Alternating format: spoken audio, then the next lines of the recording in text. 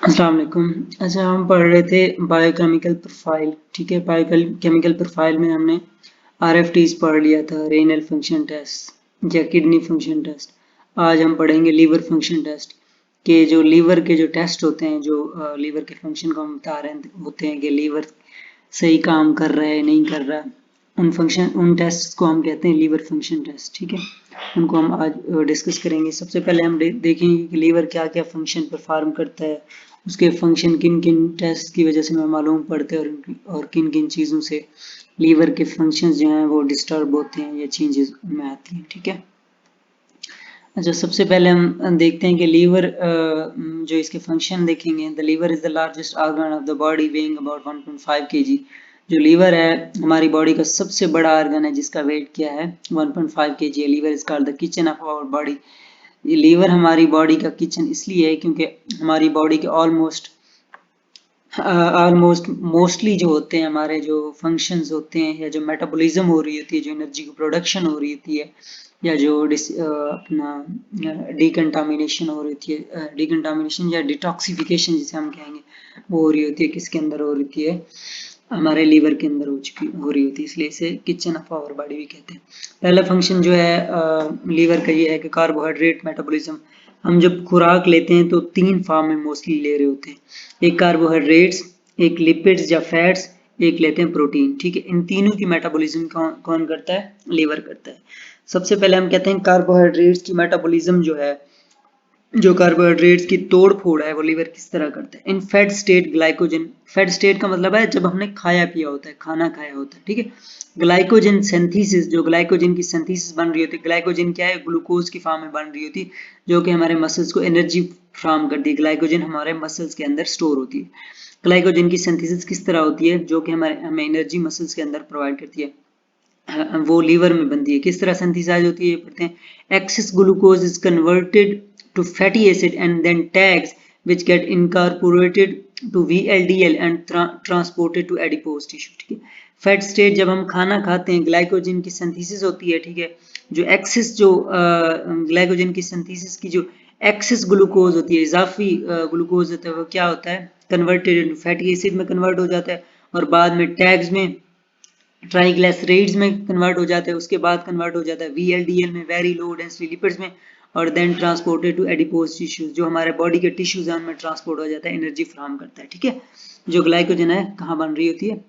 Liver के अंदर उसकी मेटाबॉलिज्म हो रही होती है। अच्छा, ये पहले तो था हमने खाना जब खाया हो किस तरह ये सारा प्रोसेस हो रहा होता है। अब है कि फास्टिंग स्टेट में हमने खाना नहीं खाया हुआ, glucose concentration is maintain by glycogenolysis and gluconeogenesis. Fasting state में ये होती है कि हमारी बॉडी के अंदर या तो ग्लूकोज की तोड़ फोड़ हो रही होती है, जिसे हम क्या कह रहे हैं? ग्लाइकोजीनोलाइसिस, या तो जेनेसिस या ग्लूकोज की प्रोडक्शन हो रही है। अगर ग्लूकोज की वैल्यू कम हो गई फास्टिंग की वजह से तो क्या होगा? ग्लाइकोनियोजेनेसिस का सिस्टम स्टार्ट हो जाएगा। अगर ज्यादा हो गई है तो क्या होगा? ग्लाइकोजीनोलाइसिस का काम स्टार्ट हो जाएगा। उसके बाद दूसरा फंक्शन है अमाइनो एसिड मेटाबॉलिज्म। जो अमाइनो एसिड की मेटाबॉलिज्म होती है उससे क्या बनती है? यूरिया फॉर्मेशन होती है, तो वो भी क्या करता है? लीवर कर रहा होता है। हमने लास्ट लेक्चर आप याद करें आरएफटीज में पढ़ा था कि यूरिया किससे बनती है। ठीक है, उसके बाद प्रोटीन की मेटाबॉलिज्म, हमने पहले कार्बोहाइड्रेट की मेटाबॉलिज्म पढ़ी कि वो किस तरह होती है, अब हम पढ़ रहे हैं प्रोटीन की मेटाबॉलिज्म जो है वो लीवर किस तरह करते हैं। Synthesis of albumin and various plasma proteins. जो प्लाज्मा प्रोटीन्स हैं एक्सेप्ट इम्यूनोग्लोबिन्स, ये जो मोस्टली एल्ब्यूमिन प्रोटीन हो गया और दूसरी प्रोटीन्स हैं, कहाँ बन रही होती हैं? लीवर के अंदर। किसकी मेटाबॉलिज्म से? प्रोटीन की मेटाबॉलिज्म से। जो हम खुराक में प्रोटीन लेते हैं उसकी मेटाबॉलिज्म होती है, जिससे क्या बनती है? प्लाज्मा प्रोटीन्स बनती हैं, जिनमें एल्ब्यूमिन है और दूसरी प्रोटीन्स हैं एक्सेप्ट इम्यूनोग्लोबिन्स। इम्यूनोग्लोबिन्स वो इम्यून सिस्टम के पार्ट होते हैं, वहां बन रही होती है। Most of the coagulation factor like fibrinogen, prothrombin, factor 2, factor 5, factor 7, factor 9, factor 10, factor 11, factor 12 and factor 13, ये सारे कहाँ बन रहे होते हैं? लीवर के अंदर बन रहे होते हैं। जब हमारे खुराक के अंदर जो प्रोटीन होती है उसकी जब मेटाबॉलिज्म होती है तो ये सारे फैक्टर बनते हैं। ठीक है, अच्छा, अगर हमारी खुराक के अंदर विटामिन के नहीं होगा तो ये वाले फैक्टर नहीं बनेंगे। Factor 2, factor 7, factor 9 and factor 11, factor 10, ये सारे जो फैक्टर हैं, जो प्रोथ्रोम्बिन फैक्टर हैं, ये हमारे ब्लड क्लॉटिंग में हेल्प कर रहे होते हैं। ठीक है, अच्छा, जब हम खुराक खाते हैं, जो प्रोटीन खाते हैं, उसकी मेटाबॉलिज्म होती है, उससे क्या बनती है, एल्ब्यूमिन बनती है, और ये सारी फिब्रिनोजेन की प्रोटीन्स बनती हैं, कहाँ बन रही होती हैं, हमारे लीवर के अंदर। ट्रांसपोर्ट प्रोटीन्स वो भी कहाँ बन रही होती है, लीवर के अंदर, प्रोटीन की मेटाबॉलिज्म से, ठीक है जी। एग्जांपल उसकी एक दे रहा है, ट्रांसफेरिन है, जो कि जो चौथा फंक्शन है, मैंने स्टार्ट में बताया था कि हमारी बॉडी के अंदर जो मोस्टली हम खुराक लेते हैं, या तो कार्बोहाइड्रेट्स की फॉर्म में, या तो प्रोटीन्स की फॉर्म में, या तो लिपिड्स या फैट्स की फॉर्म में, ठीक है। अब लिपिड्स की मेटाबॉलिज्म कैसे होती है, metabolism of lipid in liver take place and it produces lipoproteins. जब लिपिड्स की मेटाबॉलिज्म लीवर के अंदर होगी तो लीवर क्या बनाएगा, लिपोप्रोटीन्स बनाएगा, फास्फोलिपिड्स बनाएगा और कोलेस्ट्रॉल बनाएगा, ठीक है, जो बाद में जाके हमारी बॉडी को एनर्जी फराहम करती है और बहुत सारे बेसिक फंक्शन परफॉर्म कर रही होती है। फैटी एसिड मेटाबॉलिज्म, जो फैटी एसिड की मेटाबॉलिज्म है और उसकी and beta oxidation produce ketone body formation and bile acid synthesis. जो हमारे हम फैट्स लेते हैं या दूसरी चीजें लेते हैं, उनकी मेटाबॉलिज्म और उनकी ऑक्सीडेशन से क्या बन रही होती है, कीटोन बॉडी फॉर्मेशन और बाइल एसिड सिंथेसिस हो रही है। जो बाइल हमारी खुराक को हजम करती है, वो कहाँ बनती है, हमारे लीवर के अंदर जो बाइल एसिड बनता है, वो जाके हमारी खुराक के हाजमे के लिए हेल्प कर रहा होता है। Next, excretion and detoxification. Next liver का फंक्शन है excretion and detoxification.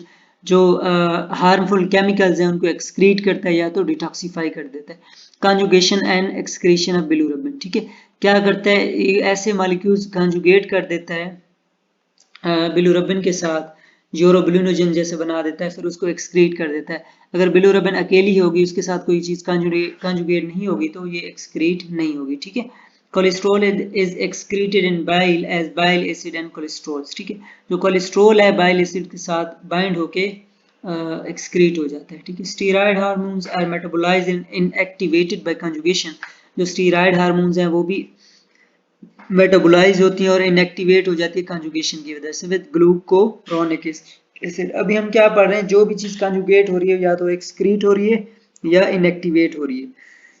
And sulphate, और सल्फेट एसिड के साथ भी स्टीरॉयड हार्मोन मेटाबोलाइज हो जाती है and are excreted in urine. ये अकेली अलग-अलग एक्सक्रीट नहीं हो सकती, ये किसी न किसी चीज के साथ कंजुगेट होके निकल जाती है। जैसे कोई चीज बाहर हम भेज रहे हैं, उसके साथ कोई चीज अटैच करके दूसरी चीज भी भेज सकते हैं। मिससेलेनियस फंक्शन, और भी लीवर के फंक्शन हैं जिनमें आयरन स्टोरेज है, vitamin A, D and E storage है, B12 स्टोरेज है। अच्छा, the liver has very large functional reserve. जो लीवर के पास एनर्जी स्टोर करने का या जो काम करने की सलाहियत है बहुत ज्यादा है, ठीक है। लीवर फंक्शन टेस्ट हम देखेंगे कौन कौन से हैं। टोटल बिलिरुबिन, जिसकी नॉर्मल वैल्यू हमारे पास 0.2 टू 0.8 mg पर डेसीलीटर है। उसके बाद हमारे पास एक कंजुगेटेड बिलिरुबिन है जिसकी वैल्यू हमारे पास है 0 टू 0.2 mg पर डेसीलीटर। टोटल प्रोटीन है, इसकी नॉर्मल वैल्यू हमारे पास 6 से 8 mg 6 से 8 ग्राम पर डेसीलीटर। और एल्ब्यूमिन है, उसकी वैल्यू जो नॉर्मल वैल्यू है 3.5 से 5 ग्राम पर डेसीलीटर है। उसके बाद 5 न्यूक्लियोटाइड्स हैं जिनकी नॉर्मल वैल्यू हमारे पास 2 टू 15 यूनिट्स पर लीटर है, ठीक है। उसके बाद एंजाइम्स के टेस्ट हैं कुछ, जिनमें ALT है, AST है, ALP है और गामा GT है, जिसे एलानिन ट्रांसअमीनेज भी कहते हैं, सीरम SGPT भी कहते हैं या SGOT भी कहते हैं, ठीक है। उसके बाद दूसरे भी टेस्ट हैं जो जिनको हम डिस्कस नहीं करेंगे, सिर्फ उनके नेम देख लेते हैं। बाइल एसिड लेवल्स हैं, ये भी लीवर के फंक्शन को टेस्ट करने के लिए इस्तेमाल करते हैं। ब्लड अम्यूनिया है, अल्फा एंटीट्रिप्सिन है, अल्फा फीटोप्रोटीन्स हैं, हेपेटाइटिस मार्कर्स हैं, इम्यूनोग्लोबुलिन्स हैं और सीरोप्लाज्मिन है और सीरम फेरिटिन का भी टेस्ट हम करते हैं, ठीक है। अब टोटल बिलिरुबिन हम किस तरह टेस्ट करते हैं, मैंने लास्ट टाइम आप लोगों को बताया था कि ये जो मैकेनिज्म होता है, हम क्या करते हैं, हम सीरम लेते हैं, जब सैंपल लेते हैं उसका सीरम अलग करते हैं, उस सीरम के साथ जब हम रीजेंट डालते हैं, जो स्पेसिफिक रीजेंट होता है, तो क्या करता है, उससे कलर प्रोड्यूस होता है। जितना ज्यादा शो कलर प्रोड्यूस होगा, हम कहेंगे उस चीज की उतना ज्यादा वैल्यू ज्यादा होगी। हम एक टेस्ट ट्यूब लेते हैं, उसके अंदर उस स्पेसिफिक पेशेंट का ब्लड लेते हैं, उससे हम सीरम अलग कर लेते हैं और एक अलग और टेस्ट ट्यूब में क्या डालते हैं, सीरम डालते हैं और उसमें रीजन डाल देते हैं और उसे अच्छे से मिक्स करते हैं। मिक्स करने के बाद हम फिजिकली भी उसका देखते हैं कि कलर कितना चेंज हो गया है, तो उससे भी हमें अंदाज़ा हो जाता है कि इस स्पेसिफिक चीज़ की वैल्यू क्या है। लेकिन हम जब उन्हें मशीन के अंदर रखते हैं, वो ज़्यादा हमें करेक्टली बताती है कि कितना ज़्यादा शो कलर प्रोड्यूस हुआ है। अगर ज़्यादा शो कलर प्रोड्यूस होगा तो क्या कहेंगे हम, इसकी वैल्यू ज़्यादा है, ठीक है। कॉन्जुगेटेड डायरेक्ट पॉजिटिव का मतलब है कॉन्जुगेटेड बिलिरुबिन है जो हमारी, कॉन्जुगेटेड का मतलब है जो कि बाद में रिमूव हो जाए। Bilirubin gives a purple colour देती है immediately on the addition of reagent, जब उसके अंदर हम रीजन ऐड करेंगे तो पर्पल कलर देगी। इनडायरेक्ट पॉजिटिव क्या है, purple colour develops only when the reagent and methanol is added. उसमें सिर्फ हम रीजन के और सीरम को मिक्स कर रहे थे, लेकिन इनमें तीन चीजें मिक्स कर रहे हैं, रीजन, मिथानॉल और सीरम, ठीक है। जो अनकॉन्जुगेटेड बिलिरुबिन है वो क्या करेगी, सिर्फ जब मिथानॉल डालेंगे तब कलर देगी, रीजन की जरूरत इसमें नहीं है, ठीक है। जो बाईफेजिक है, नाम से जरा, बाई का मतलब दो, फेजिक का मतलब दोनों, इसमें purple colour develops on addition of reagent, addition of methanol intensifies the colour. इसमें रीजन भी डाल रहे हैं, मिथानॉल भी डाल रहे हैं, ठीक है। और इसमें elevation of both unconjugated and conjugated bilirubin, इसमें दोनों क्या होती है, जो कॉन्जुगेटेड और अनकॉन्जुगेटेड बिलिरुबिन की वैल्यू बड़ी होती है। अच्छा हाँ, अब हम देखते हैं कि अगर इनडायरेक्ट हमारा पॉजिटिव आ जाए तो हम कहेंगे स्पेसिफिक पेशेंट को हीमोलाइटिक जॉन्डिस है, हीमोलाइटिक मतलब जिसके सेल्स की तोड़फोड़ हो रही होती है, ऐसा रेयर कान है। डायरेक्ट पॉजिटिव का मतलब है ऑब्स्ट्रक्टिव जॉन्डिस है, कोई भी ब्लॉकेज है स्टोन की वजह से, गाल ब्लैडर स्टोन ने जाके क्या किया, सीबीडी को ब्लॉक कर दिया, उसे हम क्या कहेंगे, ऑब्स्ट्रक्टिव जॉन्डिस, जिसकी वजह से उसकी आईज क्या हो जाएंगी, येलो होना स्टार्ट हो जाएंगी। इस डायरेक्ट पॉजिटिव देगा मतलब जब हम क्या करेंगे, सिर्फ रीजेंट डालेंगे वो पॉजिटिव देगा, बाईफेजिक में दोनों चीजें डालेंगे तो ये पॉजिटिव देगा। उसको क्या कहेंगे, हेपेटिक जॉन्डिस, मतलब लीवर का ये खाने से। बिलिरुबिन यूरिन, हमारी यूरिन के थ्रू भी बिलिरुबिन रिलीज हो रही है। जो normally bilirubin is absent in urine, हम देखते हैं कि नॉर्मली यूरिन में बिलिरुबिन नहीं होती जब यूरिन का हम टेस्ट करते हैं। Conjugated bilirubin being water soluble is excreted in urine in obstructive jaundice। अगर किसी पेशेंट में कॉन्जुगेटेड बिलिरुबिन रिलीज हो रही है तो हम उसे क्या कहेंगे, स्पेसिफिक पेशेंट को ऑब्स्ट्रक्टिव जॉन्डिस है, क्योंकि कॉन्जुगेटेड बिलिरुबिन वैसे तो रिलीज नहीं होनी चाहिए, अगर रिलीज हो रही है तो इसका मतलब क्या है, उसे ऑब्स्ट्रक्टिव जॉन्डिस है उस पेशेंट को। इस ऑब्स्ट्रक्टिव जॉन्डिस में जो कॉन्जुगेटेड बिलिरुबिन है यूरिन में किस तरह डिटेक्ट होती है, फूचेट टेस्ट होता है, उसके थ्रू डिटेक्ट हो जाती है। यूरिन का सैंपल लेते हैं, उससे एक टेस्ट करते हैं जिसे फूचेट टेस्ट कहते हैं, उससे पता चल जाता है कि हमारे यूरिन के अंदर कॉन्जुगेटेड बिलिरुबिन आ रही है कि नहीं आ रही। अगर आ रही है तो इसका मतलब क्या है, इस पेशेंट को ऑब्स्ट्रक्टिव जॉन्डिस है, ब्लॉकेज है, मतलब जो मैंने कहा स्टोन सीबीडी को ब्लॉक कर रही है, कॉमन बाइल डक्ट को, ठीक है। अब है urine urobilinogen. Urine urobilinogen normally trace amounts are present, जो हमारी जो बिलिरुबिन है ये यूरिन में नहीं होती, लेकिन यूरोबिलिनोजन होती है ट्रेस अमाउंट्स में। And obstructive jaundice, no urobilinogen is present in urine because bilirubin can not enter intestines. अब फर्क इसमें यही है कि जो बिलिरुबिन है हमारे यूरिन में नहीं आती, अगर वो आ रही है तो इसका मतलब क्या है, ऑब्स्ट्रक्टिव जॉन्डिस है। यूरोबिलिनोजन आती है, अगर वो नहीं आ रही तो इसका मतलब क्या है, ऑब्स्ट्रक्टिव जॉन्डिस, मतलब उल्टी चीजें चल रही है तो इसका मतलब क्या है, ऑब्स्ट्रक्टिव जॉन्डिस है। Presence of bilirubin in urine and absence of urobilinogen in urine seen and obstructive jaundice. अभी मैंने बताया कि बिलिरुबिन होगी और जो कि वैसे नहीं होनी चाहिए, और यूरोबिलिनोजन जो कि होती है लेकिन ऑब्स्ट्रक्टिव जॉन्डिस में नहीं होगी, तो इसका मतलब क्या कहेंगे, इस पेशेंट को ऑब्स्ट्रक्टिव जॉन्डिस, जो चीज़ मैंने अभी रिसेंटली आप लोगों को अभी बताई है। हीमोलाइटिक भाई जिसमें सेल्स की तोड़फोड़ होती है, हीमोलाइटिक जॉन्डिस में क्या होगा, इंक्रीज प्रोडक्शन ऑफ बिलिरुबिन की जो प्रोडक्शन है इंक्रीज हो जाएगी, जो कि क्या करेगी, increase formation of urobilinogen which appears in urine, ठीक है। हीमोलाइटिक जॉन्डिस में भी यही होता है कि जिससे क्या होता है, बिलिरुबिन ज़्यादा प्रोड्यूस होगी, जो कि क्या करेगी, यूरोबिलिनोजन आपकी यूरिन में खारिज करेगी, तो उसको भी हम क्या कहेंगे, इस पेशेंट को क्या है, हीमोलाइटिक जॉन्डिस। अभी हमने क्या पढ़ा है कि इसमें अगर यूरोबिलिनोजन नहीं आ रही तो क्या कहेंगे, नो यूरोबिलिनोजन, उस पेशेंट को क्या कहेंगे, ऑब्स्ट्रक्टिव जॉन्डिस है। अगर क्या है, यूरोबिलिनोजन आ रही है तो क्या कहेंगे हम पेशेंट को, in haemolytic jaundice increase production of bilirubin cause increase formation of urobilinogen which appears in urine. वैसे तो ट्रेस अमाउंट में हमने अभी पढ़ा है कि यूरोबिलिनोजन हमारे यूरिन में होती है, लेकिन अगर उसकी प्रोडक्शन ज्यादा हो जाए तो क्या कहेंगे, हीमोलाइटिक जॉन्डिस। इसकी वैल्यू बिल्कुल खत्म हो जाएगी तो क्या कहेंगे, ऑब्स्ट्रक्टिव जॉन्डिस। ज्यादा हो जाए तो हीमोलाइटिक, बिल्कुल खत्म हो जाए तो क्या कहेंगे, यूरोबिलिनोजन, ठीक है। उसके बाद इंक्रीज यूरोबिलिनोजन इन, ये वही चीज बता रहा है जो मैंने अभी बताई आपको। फीकल यूरोबिलिनोजन, जो हमारा फीकल मैटर होता है जिसे हम बड़ा पेशाब भी कहते हैं, उसमें अगर यूरोबिलिनोजन आ रही है नॉर्मली तो हम कहेंगे पेशेंट ठीक है। अगर इसकी वैल्यूज में इंक्रीज या डिक्रीज हो रहा है तो हम क्या कहेंगे, स्पेसिफिक पेशेंट को डिजीज है। नॉर्मली इसकी वैल्यू जो हमारे फीकल मैटर में आ रही होती है 300 mg आ रही होती है, लेकिन increase in haemolytic jaundice in which colour of faeces is dark. Haemolytic jaundice अगर किसी पेशेंट को, तो इसमें क्या हो गई, ये फीकल यूरोबिलिनोजन ज्यादा आएगी, जो यूरोबिलिनोजन है क्या करेगी, उस फीसेस का कलर डार्क कर देगी। In obstructive jaundice urobilinogen is not excreted through faeces and the colour is faeces पेल।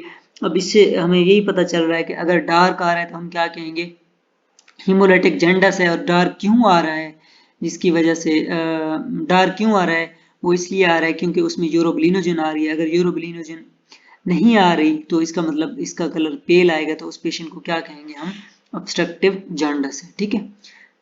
अच्छा, उसके बाद जॉन्डिस जिसे हम यरकान कहते हैं, जब से हम पढ़ते आ रहे हैं, clinical jaundice appears when bilirubin concentration is more than 3 mg पर डेसीलीटर। हम बिलिरुबिन की वैल्यू अगर 3 mg पर डेसीलीटर से क्या आ जाए, ज्यादा आ जाए, तो हम उस पेशेंट को क्या कहेंगे, इसे जॉन्डिस है, इसे यरकान है।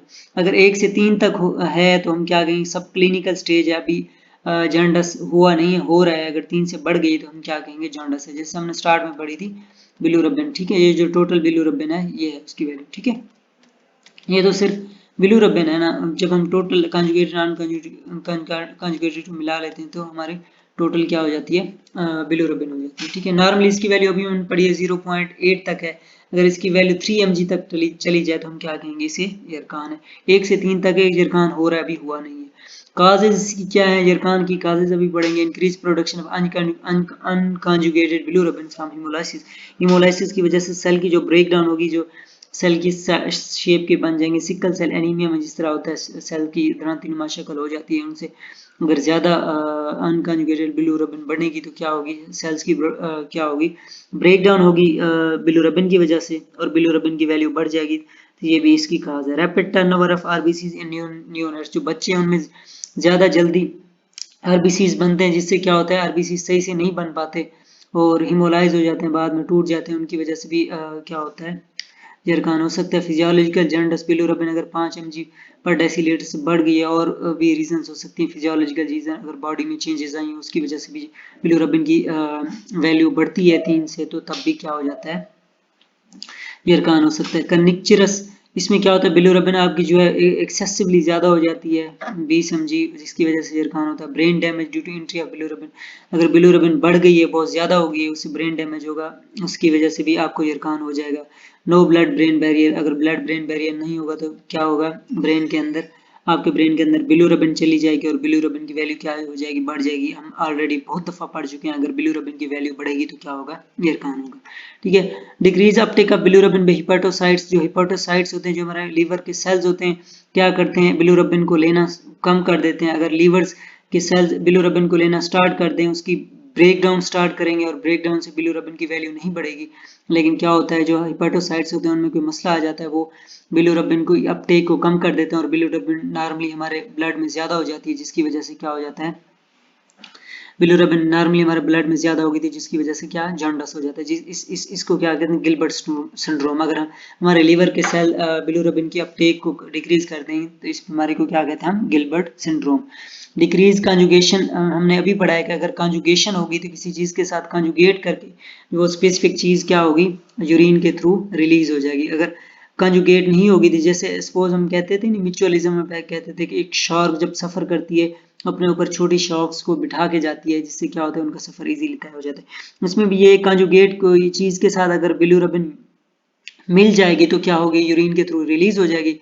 अगर नहीं मिलेगी तो वो रिलीज नहीं हो पाएगी, जिसकी वजह से उसकी वैल्यू क्या हो जाएगी, इंक्रीज हो जाएगी। नियोनेटल जॉन्डिस, मतलब बच्चों में भी यरकान हो सकता है। ड्रग्स इनिबिशन, अगर ड्रग्स हम ज्यादा लेते हैं उसकी वजह से भी हो सकता है।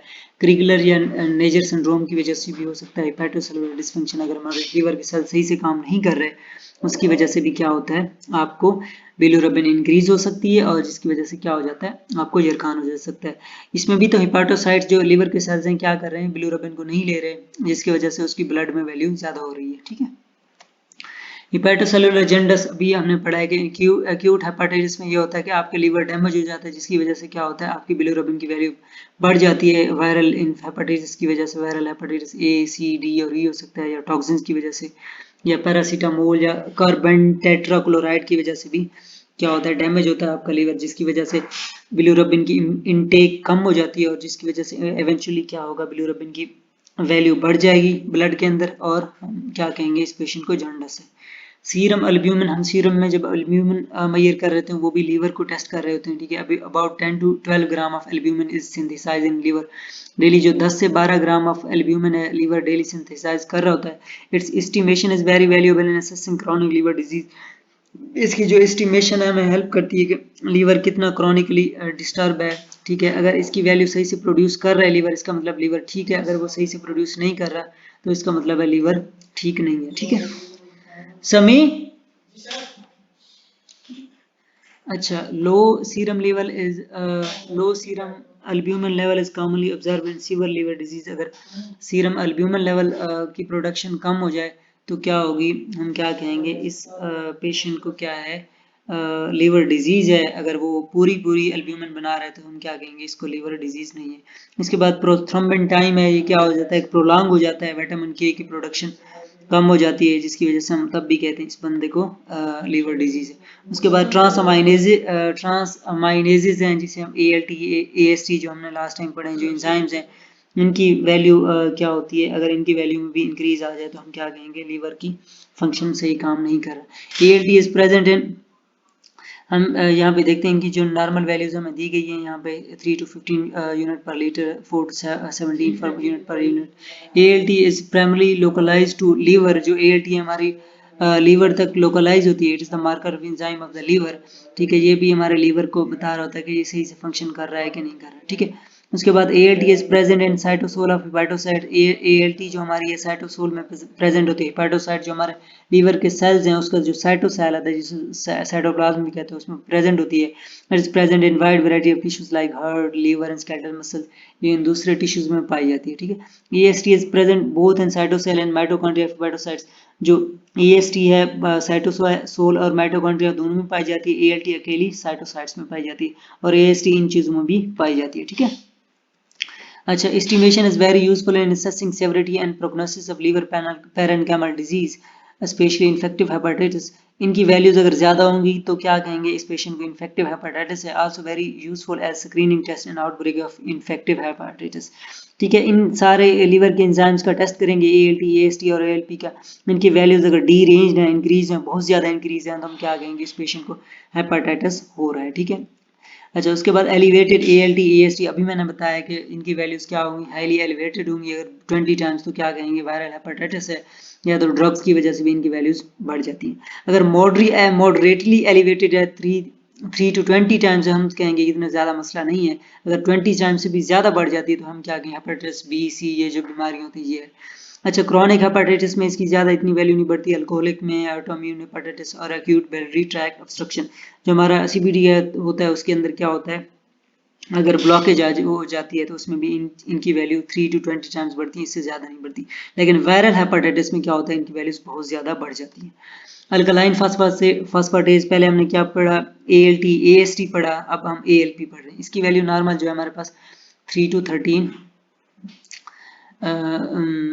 KEU पर डेसीलीटर है और इसका important source of ALP in bone. जो ALP है हमारे बोन में इंपॉर्टेंट सोर्स है, ठीक है। ALP is highly elevated in obstructive jaundice and bone disease like rickets, क्योंकि ALP हमारी बोन में पड़ा होता है, इंपॉर्टेंट सोर्स है बोन्स का। ये क्या होता है, अगर बोन डिजीज हो गई है तो इसमें क्या होता है, ये हाईली एलिवेटेड होता है। ऑब्स्ट्रक्टिव जॉन्डिस और बोन डिजीज लाइक रिकेट्स की अगर बीमारी है तो हम क्या कहेंगे, अगर हमने किसी मरीज का टेस्ट करवाया हो तो उसमें ALP बहुत ज्यादा बढ़ी हुई तो हम क्या कहेंगे उसको बोन डिजीज है या क्या है, ऑब्स्ट्रक्टिव जॉन्डिस है। उसके बाद लास्ट टेस्ट है जो जिसे हम गैमा ग्लूटामाइड ट्रांसपेप्टाइडेज कह रहे हैं, जिसकी नॉर्मल वैल्यू हमारे पास 10 to 15 यूनिट पर लीटर है। ये किस लिए इस्तेमाल होता है, ऑब्स्ट्रक्टिव जॉन्डिस को डिटेक्ट करने के लिए इस्तेमाल होता है। ये बोन डिजीज में एलिवेट नहीं होता, बोन डिजीज में हमारे पास सिर्फ ALP इंक्रीज होता है। Serum GGT is highly elevated in obstructive jaundice and alcoholic liver disease.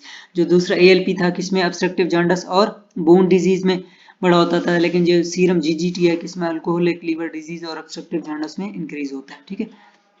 उसके बाद 5 न्यूक्लियोटाइड्स, इसकी नॉर्मल वैल्यू क्या है, 2 to 15 यूनिट पर लीटर है, जो कि लास्ट टेस्ट है। ये ऑब्स्ट्रक्टिव जॉन्डिस में इंक्रीज होता है। आप देख लें मोस्टली चीजें ऑब्स्ट्रक्टिव जॉन्डिस में बड़ी होती हैं, ये भी बड़ा होता है, ये भी बड़ा होता है, ये भी बड़ा होता है, ठीक है। अच्छा, लेकिन ये सिर्फ बोन डिजीज और ये अल्कोहलिक लिवर डिजीज और ये किसमें advantages of this enzyme is that not elevated in bone disease, ये भी बोन डिजीज में एलिवेट नहीं होता, सिर्फ ऑब्स्ट्रक्टिव जॉन्डिस में, ये भी बोन डिजीज में इंक्रीज नहीं होता, सिर्फ ऑब्स्ट्रक्टिव जॉन्डिस और अल्कोहलिक लिवर डिजीज में बड़ा होता है। ठीक है, हिप्यूरिक एसिड टेस्ट, ये मैंने आप लोगों को लास्ट टाइम पढ़ाया था, बहुत ही आसान है। ठीक है, इसमें क्या होता है कि हम लीवर को टेस्ट करते हैं कि लीवर के अंदर हिप्यूरिक एसिड कितना प्रोड्यूस होता है, लीवर सही से डिटॉक्सिफिकेशन का फंक्शन कर रहा है या नहीं कर रहा। हिप्यूरिक एसिड क्या होता है, जब प्रोड्यूस होता है इन द लीवर में benzoic acid is combined with glycine, क्या करते हैं हम एक पेशेंट को 6 ग्राम बेंजोइक एसिड देते हैं। ठीक है, अच्छा, और उस पेशेंट का is given to the patient urine is collected up to 4 hours, 4 घंटे बाद उसका यूरिन बेंजोएट सोडियम बेंजोएट देने के बाद 6 ग्राम सोडियम बेंजोएट देने के बाद 4 घंटे बाद हम पेशेंट का यूरिन कलेक्ट करते हैं, उससे हम एवेल्युएट करते हैं कि हिप्यूरिक एसिड कितना एक्सक्रीट हुआ है। ठीक है, hippuric acid is excreted in estimated 6 gram, अगर हमारे पास सोडियम बेंजोएट है तो वो कितना बनाएगा, 7.5 ग्राम ऑफ हिप्यूरिक एसिड बनाएगा। अगर इससे कम बना रहे तो हम क्या कहेंगे, लीवर सही से डिटॉक्सिफिकेशन फंक्शन नहीं कर रहा। मतलब ये आसान है, 6 ग्राम हमने सोडियम बेंजोएट दिया, 6 ग्राम सोडियम बेंजोएट को चाहिए था कि वो कितना बनाता, 7.5 ग्राम हिप्यूरिक एसिड बनाता। अगर उसने उतना नहीं बनाया 4 घंटे के बाद के यूरिन में, तो क्या कहेंगे, ये लीवर के डिटॉक्सिफिकेशन सही नहीं काम कर रहा। ठीक है, अच्छा, 60% of sodium benzoate 4.5 gram of hippuric acid is excreted in normally इतनी रिलीज होता है। ठीक है, decrease hippuric acid excretion 3 gram indicate hepatic damage, अगर हिप्यूरिक एसिड हमने यहाँ की इतना बड़ा 7.5 ग्राम बड़ा है, अगर इससे कम होगा तो क्या कहेंगे, उसको क्या है, हिपैटिक डैमेज है। वो कहते हैं 4.5 ग्राम तक हम एक्सेप्ट कर लेंगे, 4.5 से 7 ग्राम तक कहेंगे कि ठीक है कोई मसला नहीं। अगर 4 से भी ये कम बना रहा है तो इसका मतलब क्या है, लीवर इसका डैमेज है। सीरोसिस ऑफ लीवर का मतलब ये है कि लीवर के ऊपर छोटे छोटे जख्म या फोड़े या दाने बन जाते हैं, इसकी जो लीवर डैमेज हो जाता है उसमें उसके रीजंस क्या क्या है वो ये बता रहा है, काजेस क्या क्या है। एक इडियोपैथिक का मतलब होता है कोई अननोन रीजंस हो सकती हैं, जो शराब पीते हैं उनका भी ऐसे हो जाता है, लीवर डैमेज हो जाता है। क्रोनिक एक्टिव हेपेटाइटिस, अगर कोई भी यरकान है उसे, हेपेटाइटिस बी सी कोई भी है, उसमें इसकी वैल्यू, सिरोसिस तब भी लीवर के ऊपर जख्म या फोड़े बन जाते हैं, लीवर डैमेज हो जाता है। विल्सन डिजीज, जिसमें क्या हो जाता है, हमारी बॉडी के अंदर कापर ज्यादा हो जाता है, जिसकी वजह से क्या होता है, तब भी सिरोसिस हो जाता है। Thank you, Allah Hafiz.